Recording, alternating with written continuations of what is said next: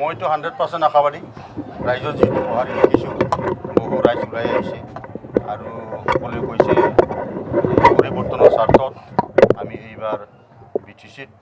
UPPL দলক চৰকাৰ গঠন কৰাৰ সুযোগটো দিব বুলি সকলোৱে কৈ আছে গতিকে মই একদম 100% আশাবাদী আপোনাৰ বিৰুদ্ধে NDAPৰ সভাপতি পি চাৰাইগৰে মনোনয়ন পত্ৰ দাখিল কৰিলে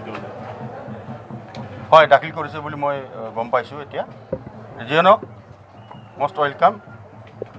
গণতান্ত্ৰিক দেশত সকলো অধিকাৰ আছে খেলক ভালকৈ মই বিচাৰিম কিন্তু এটা কথাটো মই ক'ম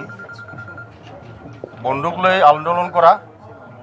আৰু ৰাইজক লৈ ৰাজনীতি খেলাটো বহুত ডিফাৰেঞ্চ আছে গতিকে তেখেতে নতুনকৈ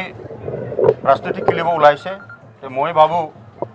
এতিয়ালৈকে যি ধৰণৰ ৰাজনীতিকত পাকৈত হ'ব লাগে তেনেকৈ তেখেত হ'ব পৰা নাই বুলি মই ভাবোঁ কিয়নো সিদিনাহে সি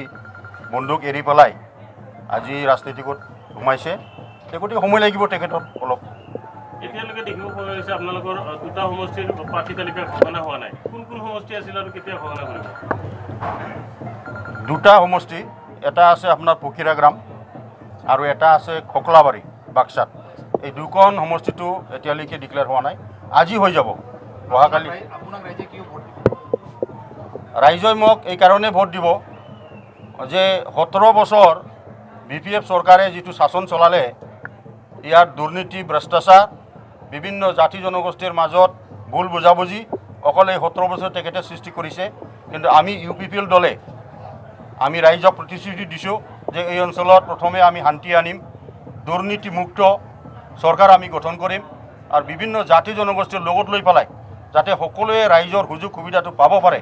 তাৰ ব্যৱস্থা আমি কৰিম চাৰাইগৰে অলপ আগতে কৈছে যে প্ৰমোদ বড়োৰ নেতৃত্বত যিসকলে আছে তেওঁলোকে এটা জাতিক লৈ কাম কৰা মানুহ নেশ্যনেলিষ্ট প্ৰমোদ বড়ো গতিকে আমি BPFৰ কথা কৈছে যে আমি সকলো জাতি জনগোষ্ঠীক লৈ কাম কৰোঁ নাই আপোনালোকে দেখিবলৈ পাইছে বিভিন্ন জাতি জনগোষ্ঠীৰ মাজত আজি BTR যিটো চুক্তি হৈ গ'ল এই চুক্তি দেখি পেলাই সকলো ৰাইজ বড়ো অনাবড়ো ট্ৰাইবেল নন ট্ৰাইবেল বিভিন্ন জাতি জনগোষ্ঠী আমাৰ UPPL দলত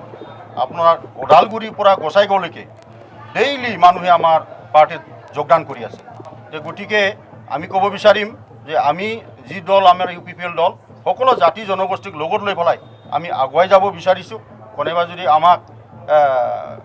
বেয়া পোৱাৰ কাৰণে ৰাইজৰ ওচৰত কয় যে এইটো UPPL দল অকল এটা জাতি জনগোষ্ঠীৰ এটা দল বুলি যদি কয় সেইটো ভুল এটা ব্যাখ্যা দিয়া হ'ব